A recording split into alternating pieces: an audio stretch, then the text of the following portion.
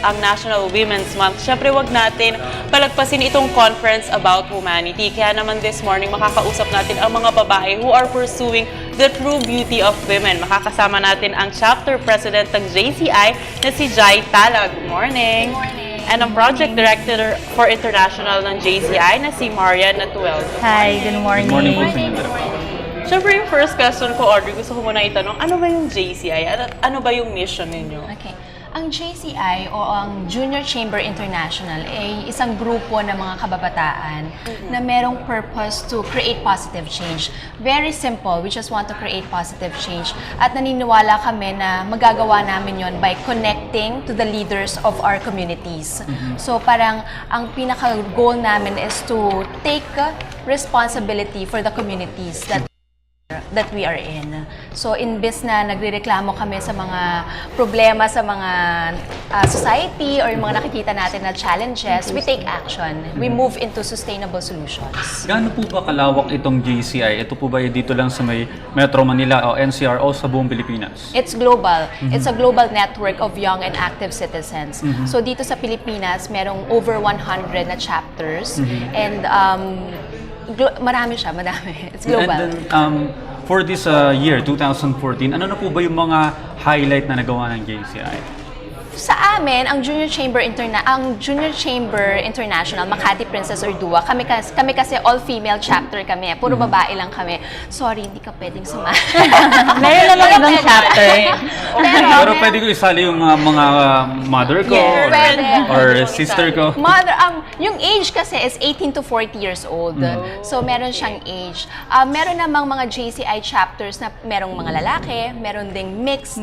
Merong mga all-female. Sa amin, all-female kami. So, ang mga nagawa na namin na projects, recently, very recent lang, pumunta kami sa Tacloban. Nag-implement kami ng project na tinawag naming Tools for Schools. It's with JCI Germany. So, ang ginawa namin doon ay nagdala kami ng mga toolkits for the kids, mga 800 toolkits and also for the teachers. So mga 800 na mga kabataan din na Yolanda 800 victims ang nakinabang dito. Yes. Ako parang gusto ko sumali dito sa JCI Masaya to. Makati Princess Ordua dahil ang gaganda nila. Gusto ko makita. And of course, ngayon pag-usapan natin itong conference, itong Humanity, the True or Pursuing the True Beauty. Ano ba yung dapat namin kumbaga abangan dito? Well, actually, yung Humanity Pursuing True Beauty is actually a women's conference na whole day siya affair. And tatlong components siya. First, as I mentioned, it's a conference for women. And then second, it's also an advocacy. So, yung advocacy which is pursuing true beauty.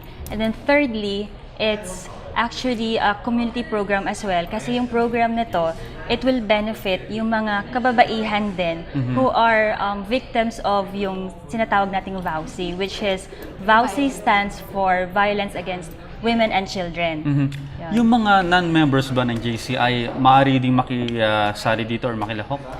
Yes. This conference is open for both JCI members and for the public as well. Yes. Alright, gusto ko lang tanongin, ano ba itong true beauty na ito? Yes. Na itatackle ninyo sa conference nyo? Yes. So, pursuing true beauty, this is our advocacy. Kasi nakikita naman natin sa media, di ba, na yung pinapalabas sa media, iba-iba yung standard of beauty. So, for example, nung dekada, sabihin na nating 50s, sino ba si Audrey Hepburn, yung maganda. Pagdating ng 60s, iba naman. Tapos hanggang sa 90s si Angelina Jolie. So, nag-iiba-iba yung standard, nag-i-evolve siya. And even sa physical, yung sexy na tinatawag natin, iba-iba din yung from voluptuous to slim to Kate Moss na dating, di ba? So, iba-iba siya. So, what we want for our women to pursue is true beauty, which is yung hindi yung physical lang na ganda. Yung gusto natin sa ating mga kababaihan is yung inner beauty at yung mga values na nilalabas niya or sa kanyang personality. Yun yung para kahit na tumanda tayo, Kasi pagtanda mo, pag nag-wrinkles na at lahat, mawawala yung physical na ganda. So, ang gusto natin, habang kahit anong edad tayo, tayong mga kababaihan, yung beauty, hindi nakasalalay doon sa physical na anyo, but yung values, but yung sa inner na tinatawag natin inner beauty. Alam nyo, Carla, nakakatuwa dahil katulad ngayon, ang standard ngayon ng sexy, usually na napag-uusapan, yung katulad ng mga model ng Victoria's Secret na talaga medyo masyadong payat. Na yung iba talagang hinahabol nila yung ganong katawan na minsan nagiging risky na sa kanilang health. So mas magandang mabigyan ng pansin yung inner beauty kaysa dito. Ako naman, ang napapansin ko ngayon, iba na talaga yung mga babae ngayon. Katulad nga na sabi mo, yung 1950s, 60s, 70s, 80s, dapat nakabistida, nakapustura ang mga babae. Pero ngayon, di ba, nakikita mo, there are different types of girls. Meron mga rocker chick talaga na who dresses like talaga mga naka-muscle tees lang, pero still fashionable and beautiful. And syempre, iba-iba na rin yung attitude. Like yung iba talaga postura pa rin, yung iba naman parang may pinaglalaban talaga. So iba na talaga, nag-e-evolve talaga ang mga kababaihan ngayon, Audrey. Pero yung ito, ano pong take ninyo? Kasi dahil nung kabataan namin, Kabataan namin talaga. medyo mas bata kayo sa akin. Medyo mas hindi liberated, medyo conservative pa ang mga kababaihan nun. Ngayon, even sa national TV talagang tanghali o maraming nakakapanood na kabataan na medyo mas liberated na ngayon yung pananamit, pagsasalita ng mga kababaihan. Ano po ang take ng JCI? Well, actually, don't get us wrong in terms of yung sa pag-aayos. Importante naman talaga na maging maayos tayo at presentable tayo, di ba? Pero hindi lang ito yung sinasabi natin na yung security na tinatawag, hindi sana maging yun yung security. And then, yung stand tungkol dun sa mga, yung sinasabi mo na yung, ano yun? Yung liberated. Sa pananamit. Sa pananamit. Yung, ano kasi, yung, in terms of sa mga pananamit, kanya-kanya namang style yan eh. Oo, wala. Styles na talaga. Personality naman yan. So whether rocker chick ka or ano, basta If you want to be sexy, di oo, pero hindi sana ito yung maging parang maging source of identity ng isang babae. Oo. Kasi may mga peer pressure ngayon. Halimbawa, mga kababaihan na medyo chubby or medyo mataba or may pressure kung ano yung napapanood sa television na ina-idolize nilang mga artista or models or singers na medyo maganda, payat, ganito yung style ng buhok. So, yun yung nakikita kong problem ngayon sa kababaihan na kabataan. Kaya kailangan nila talaga mag-attend nung Women's Summit. Kasi meron kaming 4 na segments. Meron kaming live, may love, laugh, and then lead. So, pagdating sa live, ang live, pag-uusapan namin ay health at wellness. So, na-mention mo kanina, di ba, na minsan nagda-diet ka na at nasa-sacrifice na yung health ng mga kababaihan. Tiis ganda yung tawag Tiis ganda ang tawag. So, yun, isa yung segment namin ay live.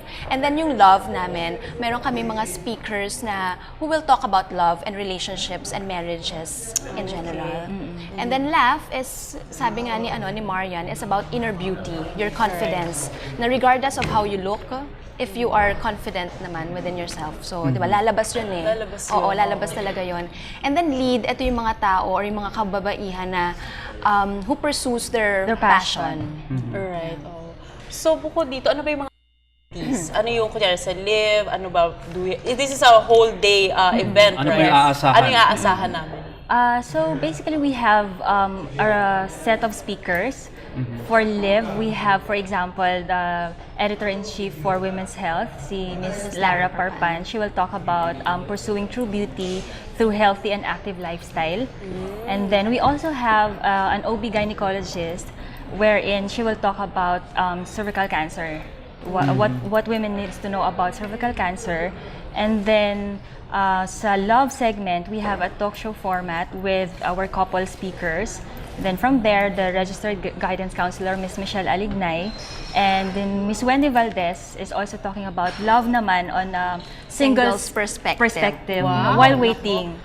So yung values na kailangan natin i-pursue on relationships, parang ganun siya. Then Miss Danica Soto. Miss Danica Soto as well will be Grace. part of the couple's the format. Yun. So yung husband lang niya wasn't available, but hopefully we're hoping na dumating din si Mr. Mark Akala ko ba Tigres. puro babae lang? Kasi Pwede pati pwede lalaki. rin. pwede siya Pwede ba siya actually. mag-attend ng Womanity? Yeah, definitely. Kailangan ba niya? Kailangan niya. Yeah. And then for love, we have Miss Jinky Oda. She will talk about inner joy. And then for lead, we have Miss Amor Maclang. She will talk about naman passion. And then aside from all these talks, we actually have booths set up for the women from our sponsors. And then we also have, because it's a Sunday, so we target kasi women who are single and also married and also those moms. So since it's a Sunday, we thought of putting up a kids center so they can leave their kids with us. We have a set of volunteers na expert in sa pagtitingin ng mga kids, while their moms and their parents will be at the summit. Yan. That's nice. So, when and where itong event ninyo? It's going to be this Sunday, March 30, at 8 o'clock. Registration starts at 8 o'clock. It's going to be at GSK Amphitheater, GlaxoSmithKline. It's along Pasong Tamo in Makati. So tickets are only at 300 pesos. For 300 pesos, you will get to have breakfast and lunch and the conference kit.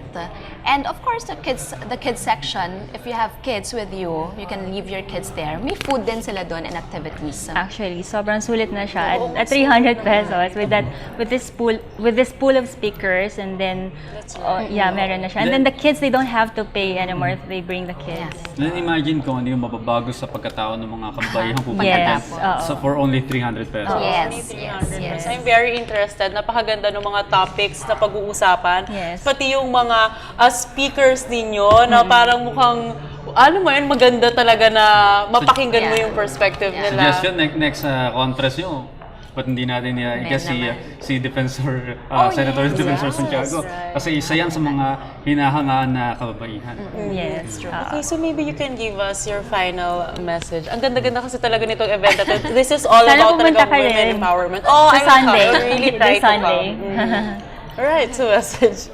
Yeah. Last message po para sa ating mga viewers. Yes. Oh, Yeah. we would like to invite all the ladies, lahat po ng mga kababaihan dyan, single man o married, welcome po kayo mag-attend summit namin entitled Womanity, Pursuing True Beauty. We have 4 segments: Live, Love, Laugh, and Lead. This will start at 8 o'clock on Sunday, March 30 at GSK Amphitheater. Tickets are only at 300. If you can buy your tickets at the venue on site. Yes.